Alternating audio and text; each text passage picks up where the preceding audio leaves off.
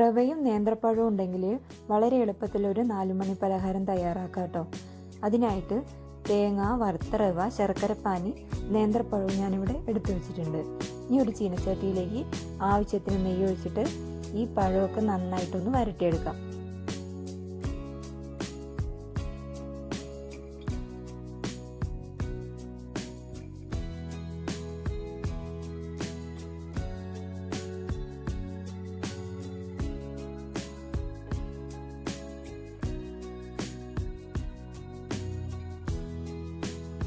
പഴം നന്നായിട്ട് അലിയാൻ തുടങ്ങിയിട്ടുണ്ട്.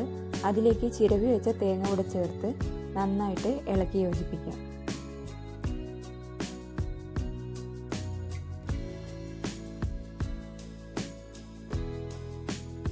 ഇനി ഈ മിക്സിലേക്ക് ഞാൻ 2-3 ഏലക്കായ് ചതച്ചതൂടെ ചേർത്ത് കൊടുക്കുന്നുണ്ട്. അതിനുശേഷം അരിച്ചു വെച്ച ശർക്കരപ്പാനിയും ചേർത്ത് നന്നായിട്ട് ഇളക്കി യോജിപ്പിക്കാം. ശർക്കരപ്പാനിയിൽ ഈ നേന്ത്രപ്പഴമൊക്കെ നന്നായിട്ടൊന്ന് ഉടച്ചു കൊടുക്കണേ. ഇനി അതിലേക്ക് നമുക്ക് വറുത്തു വെച്ച റവ ചേർത്ത് കൊടുക്കണം. എന്നിട്ട് നന്നായിട്ട് ഇളക്കി യോജിപ്പിക്കാം. ഈ ശർക്കരപ്പാനിക്ക് ആവശ്യമായിട്ടുള്ള റവ മാത്രം ചേർത്താൽ മതി കേട്ടോ. ഞാൻ എടുത്തത് കറക്റ്റായിരുന്നു. അതെല്ലാം ചേർത്ത് നമുക്കതൊരു ബോൾസോ അങ്ങനെ ഒരു ഷേപ്പിലാക്കി മാറ്റാൻ പാകത്തിൽ വേണം നമുക്ക് ഗ്യാസ് ഓഫ് ചെയ്ത് കൊടുക്കാൻ. അല്ലാന്നുണ്ടെങ്കിൽ വളരെ ടൈറ്റ് ആണെന്നുണ്ടെങ്കിൽ കുറച്ചുകൂടെ ശർക്കരപ്പാനിയൊക്കെ ചേർത്താൽ കുഴപ്പമൊന്നുമില്ല കേട്ടോ. അപ്പോൾ ഇതുപോലെ എടുക്കുക. എൻ്റെത് കറക്റ്റായിരുന്നു, ഷേപ്പ് പിടിക്കാൻ കറക്റ്റായിരുന്നു. നമുക്കിത് ഓഫ് ചെയ്ത് തണുത്തതിന് ശേഷം നമുക്കിത് ഉരുട്ടിയെടുക്കാം.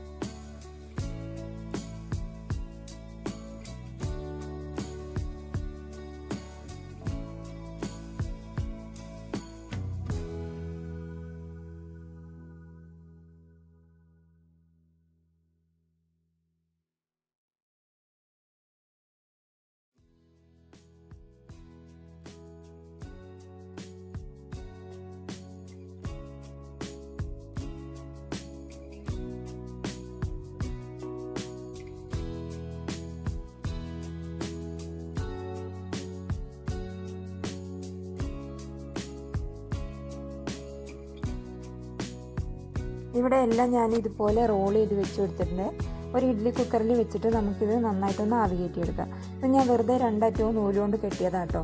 വാഴനാരുണ്ടെങ്കിൽ ഒന്നുകൂടെ വൃത്തിയായിട്ട് വന്നേനെ. ഇപ്പോൾ അടയൊക്കെ നന്നായിട്ട് വെന്ത് വന്നിട്ടുണ്ട്. അപ്പോൾ നമുക്കിത് ഓപ്പൺ ചെയ്ത് നോക്കാം. ഭയങ്കര സോഫ്റ്റുമാണ്, നല്ല ടേസ്റ്റുമാണ് കേട്ടോ. ഹെൽത്തിയും ടേസ്റ്റി ആയിട്ടുള്ള ഈ റവയുടെ അട എല്ലാവരും ഒന്ന് ട്രൈ ചെയ്ത് നോക്കണം. അതുമല്ല കുട്ടികൾക്കൊക്കെ ഇതെന്തായാലും ഇഷ്ടപ്പെടും. എല്ലാവരും എൻ്റെ വീഡിയോ ഇഷ്ടപ്പെട്ടെന്ന് കരുതുന്നു. എല്ലാവരും ലൈക്ക് ചെയ്യുക, ഷെയർ ചെയ്യാനും സബ്സ്ക്രൈബ് ചെയ്യുക. Okay, thank you.